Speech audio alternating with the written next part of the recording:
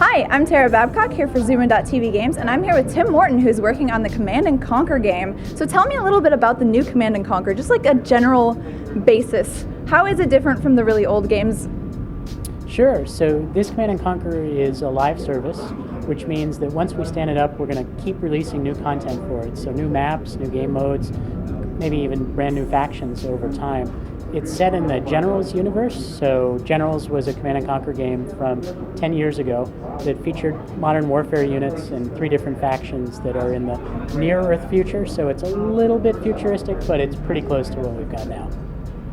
Cool. So in your presentation, you were talking a little bit about some of the visual changes that you made, and you made some kind of cool jokes. Can you tell us about that a little bit? Sure, absolutely. So this Command & Conquer is using the Frostbite Engine, which is the same engine used for the Battlefield series of games, and that gives us DirectX 11 graphics, gives us real-time physics, dynamic destruction, so it really visually is the richest Command & Conquer that we've ever built.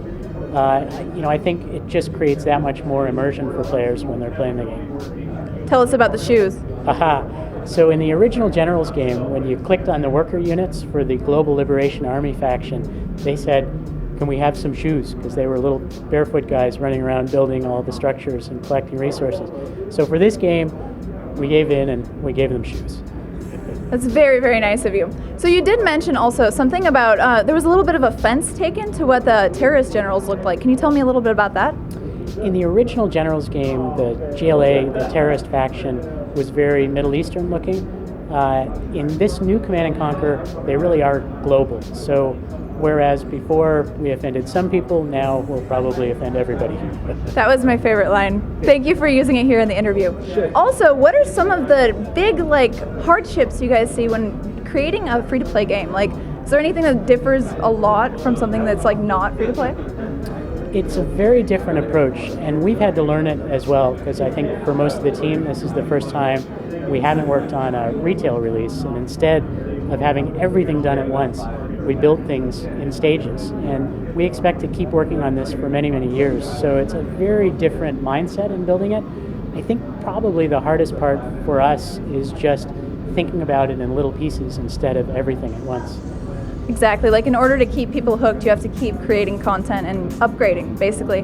So what is it exactly that sets you apart from other RTS titles such as Starcraft?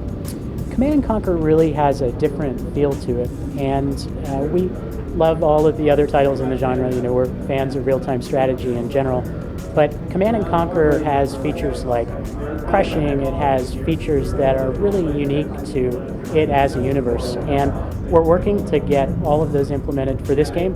They're not all there today, but over time we're going to make it very true to the essence of what Command & Conquer is. How much of that upgrade has to do with the Frostbite engine?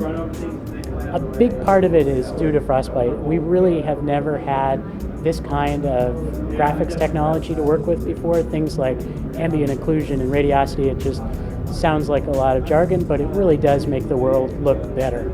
So what are some of the features that are free, and what do you have to pay for in this game?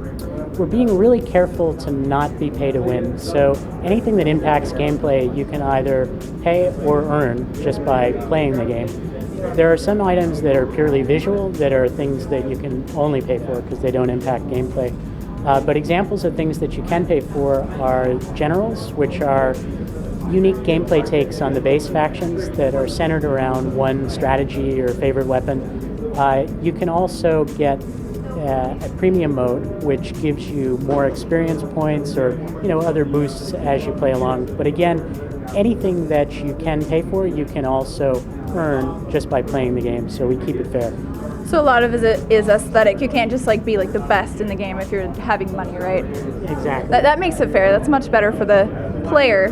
So do you guys take any other tips away from other free-to-play games like League of Legends or something? A lot of people on the team really enjoy other free-to-play games, and I think it's great to see the approach that they've taken. I think for the team, there are lessons to be learned from every game out there. There's no specific game that we're necessarily drawing from over another, but I think there's a lot of great examples of free-to-play. And how important is social media in free-to-play games? Social media is key. We really provide a lot of hooks for people to bring friends in from Facebook or from Xbox, PlayStation networks, so that people can not just play with their friends, but also let their friends know about the game and hopefully grow it that way.